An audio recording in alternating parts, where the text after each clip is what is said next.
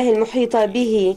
في الواقع كلمة البحرين تذكر ببحرين اثنين لنفكر في مياه البحر التي تربط. Los saludo cordialmente, agradecido por la acogida recibida y por la realización de este foro de diálogo organizado bajo el patrocinio de Su Majestad el Rey de Bahrein.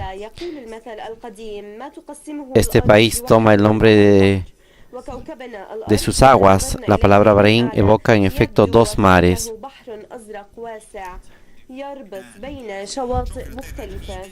Pensemos en las aguas del mar que conectan las tierras y ponen en comunicación a las personas, uniendo pueblos distantes. Lo que la tierra divide, el mar lo une, dice un antiguo refrán. Y nuestro planeta Tierra, visto desde lo alto, se presenta como un inmenso mar azul que junta costas diversas. Desde el cielo parece recordarnos que somos una única familia, no isla, sino un único y gran archipiélago. Es de este modo que el Altísimo nos quiere, y este país, un archipiélago de más de 30 islas, bien puede simbolizar su deseo. Y sin embargo, dice el Papa, vivimos tiempos en los que la humanidad, conectada como nunca antes lo había estado, se encuentra mucho más dividida que unida. El nombre Bahrein puede seguir ayudándonos a reflexionar. Los dos mares de los pueblos que habla se refieren a las aguas dulces de sus fuentes submarinas y a las aguas saladas del Golfo. Análogamente, dice el Papa, hoy nos encontramos ante dos mares de sabor opuesto. Por una parte, el mar calmo y dulce de la convivencia común. Por otra, el mar amargo de la indiferencia, ensombrecido por conflictos y agitado por vientos de guerra, con sus olas destructoras cada vez más turbulentas que amenazan con arrastrarnos a todos. Y lamentablemente Oriente y Occidente se asemejan cada vez más a dos mares contrapuestos. Nosotros, en cambio, estamos aquí reunidos porque queremos navegar en el mismo mar, eligiendo la ruta del encuentro y no la del conflicto, la vía del diálogo indicado por este foro, Oriente y Occidente por la convivencia humana. Después de dos terribles guerras mundiales, señala el Papa Francisco en su discurso, después de una guerra fría que durante décadas tuvo al mundo en vilo, en medio de tantos conflictos desastrosos en todas partes del globo, entre voces de acusación, amenaza y condena, nos encontramos aún tan valientes en el borde de un equilibrio frágil y no queremos desplomarnos. Esperemos que se pueda restablecer la conexión con las palabras del Papa Francisco. Estamos transmitiendo su discurso y estamos leyendo lo que estaba previsto que el Papa iba a pronunciar. Esperemos que la señal desde Bahrein con la voz del Papa Francisco podamos llegar aquí hasta los estudios de Radio Vaticana, Vatican News. El Papa señala también que nos llama la atención una paradoja. Mientras la mayor parte de la población mundial está unida por las mismas dificultades, afligida por graves crisis alimentarias, ecológicas y pandémicas, así como por una injusticia planetaria cada vez más escandalosa. Algunos poderosos se concentran en una lucha decidida por intereses particulares, desenterrando lenguajes obsoletos, redefiniendo zonas de influencia y bloques contrapuestos. De este modo parece que estamos presenciando un escenario dramáticamente infantil. En el jardín de la humanidad, en vez de cuidar del conjunto, se juega con fuego, misiles y bombas, con armas que provocan llanto y muerte, llenando la casa común de cenizas y odio. El Papa continúa en su discurso diciendo que estas serán las amargas consecuencias si se siguen acentuando las oposiciones sin redescubrir la comprensión, si se persiste en la firme imposición de los propios modelos y de las propias visiones despóticas, imperialistas, nacionalistas y populistas, si no nos interesamos en la cultura de los demás, si no se escucha el clamor de la gente común y la voz de los pobres, si no se deja de distinguir de modo maniqueo quién es bueno y quién es malo, si no nos esforzamos por entendernos y colaborar por el bien de todos. Estas decisiones están ante nosotros porque en un mundo globalizado solo salimos adelante remando juntos. En cambio, si navegamos solos, vamos a la deriva. El Papa continúa diciendo que en el tormentoso mar de los conflictos tengamos ante nuestros ojos el documento sobre la fraternidad humana por la paz mundial y la convivencia humana, en el que se hacen votos por un fecundo encuentro entre Occidente y Oriente, útil para sanar sus respectivas enfermedades. Estamos aquí, dice el Papa, creyentes en Dios y en los hermanos, para rechazar el pensamiento aislante, ese modo de ver la realidad que ignora el mar único de la humanidad, para focalizarse solo en las propias corrientes. Deseamos que las disputas entre Oriente y Occidente se resuelven por el bien de todos, sin desviar la atención de otra brecha en constante y dramático crecimiento, la que se da entre el norte y el sur del mundo. Que la aparición de los conflictos no haga perder de vista las tragedias latentes de la humanidad, como la catástrofe de las desigualdades por la que la mayor parte de las personas que pueblan la tierra experimenta una injusticia sin precedentes, la vergonzosa plaga del hambre y la calamidad de los cambios climáticos, signo de la falta de cuidado hacia la casa común. El Santo Padre continúa en su discurso señalando que sobre dichos temas que se han discutido en estos días, los líderes religiosos no podemos dejar de comprometernos y de dar buen ejemplo. Tenemos un papel específico y este foro nos ofrece una nueva oportunidad en este sentido. Nuestra tarea es animar y ayudar a la humanidad, tan interdependiente como desconectada, a navegar conjuntamente. Quisiera, por tanto, delinear 3 desafíos, dice el Papa, que se desprenden del documento sobre la fraternidad humana y la declaración del Reino de Bahrein, sobre los que se ha reflexionado en estos días. Estos desafíos se refieren a la oración, la educación y la acción.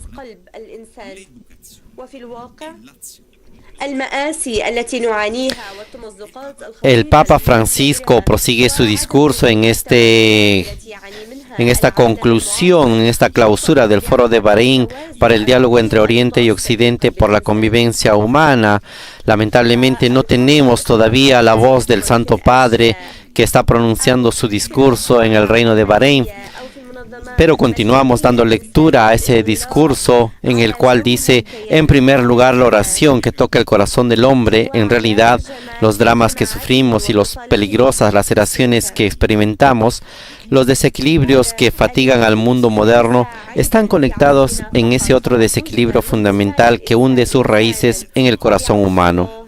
Allí está la raíz y por lo tanto el mayor peligro no reside en las cosas, en las realidades materiales, en las organizaciones, sino en la inclinación del ser humano a cerrarse en la inmanencia del propio yo, del propio grupo, de los propios intereses mezquinos.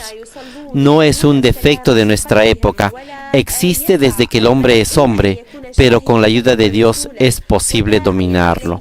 Es por eso que la oración, la apertura del corazón al Altísimo, es fundamental para purificarnos del egoísmo, de la cerrazón y de la autorreferencialidad, de las falsedades y de la injusticia.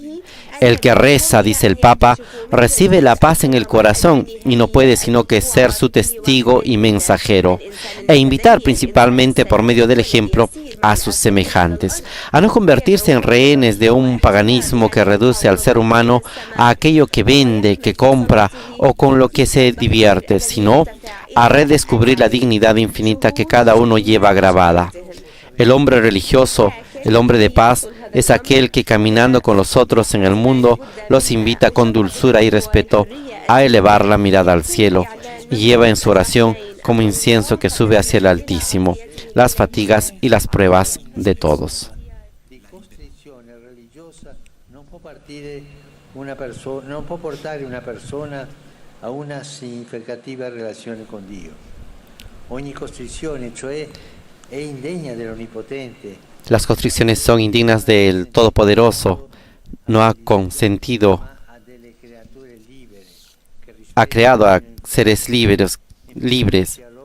Comprometernos, por lo tanto, para que la libertad de las criaturas pueda reflejar la libertad del Creador, para que los hombres de culto puedan ser protegidos y respetados, siempre y en todo lugar, y la oración sea favorecida, jamás obstaculizada. Pero no es suficiente esto para reconocer la libertad de culto.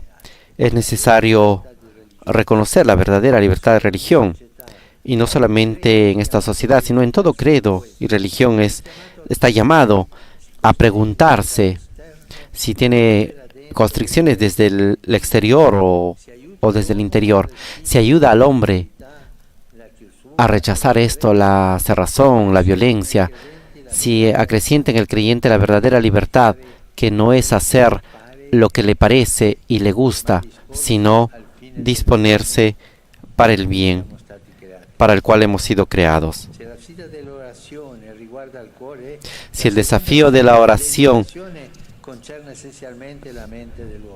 nos desafía, la educación nos desafía al corazón y la mente del hombre. Es necesario, importante, donde falta lugares de educación, es importante derrotar la ignorancia. Si la ignorancia es enemiga de la paz, la educación es amiga del desarrollo, porque así se puede llevar al desarrollo al hombre, porque es un ser relacional, no leyes monolíticas, sino abiertas a los cambios culturales, no autorreferencial, sino atenta a la historia y a la cultura de los demás, no estática, sino que indaga para abrazar aspectos diversos y esenciales de la única humanidad de la cual y a la cual pertenecemos. Esto nos consiente entrar en el corazón del problema sin tener la presunción de tener la solución al problema, sino con la disposición de habitar y afrontar la crisis sin caer en la lógica del conflicto. La lógica del conflicto nos lleva siempre a una destrucción. La crisis nos ayuda a pensar y a madurar. De hecho, es indigno a la mente humana que pueda tener razones de la fuerza que prevalezcan sobre la fuerza de la razón, utilizar métodos del pasado para cuestiones del presente, aplicar esquemas de la técnica y de la conveniencia a la historia y la cultura del hombre. Esto requiere interrogarse, entrar en crisis y saber dialogar con paciencia, con respeto y en espíritu de escucha. Aprender la historia y la cultura de los demás. Así se educa la mente del hombre, alimentando la comprensión recíproca, porque no basta llamarnos tolerantes. Es necesario dejar espacio al otro, verdaderamente darle derechos y oportunidades. Es una mentalidad que comienza con la educación y que las religiones están llamadas a sostener. En concreto, quisiera destacar 3 emergencias educativas. En primer lugar, el reconocimiento de la mujer en ámbito público, en la instrucción, en el trabajo, en el ejercicio de los propios derechos sociales y políticos. Esto se encuentra en el documento sobre la fraternidad humana. En este, como en otros ámbitos, la educación es el camino para emanciparse de resabidos históricos y sociales contrarios a ese espíritu de solidaridad fraterna que debe caracterizar a quien adora a Dios y ama al prójimo. En segundo lugar, la protección de los derechos fundamentales de los niños para que crezcan instruidos, atendidos, acompañados, no destinados a vivir con el tormento del hambre o los lamentos de la violencia. Eduquemos y eduquémonos para mirar las crisis, los problemas, las guerras con los ojos de los niños. No es un ingenuo buenismo, sino una sabia amplitud de mirada, porque solo pensando en ellos el progreso se verá reflejado en la inocencia y no en las ganancias, y contribuirá a construir un futuro conforme al hombre.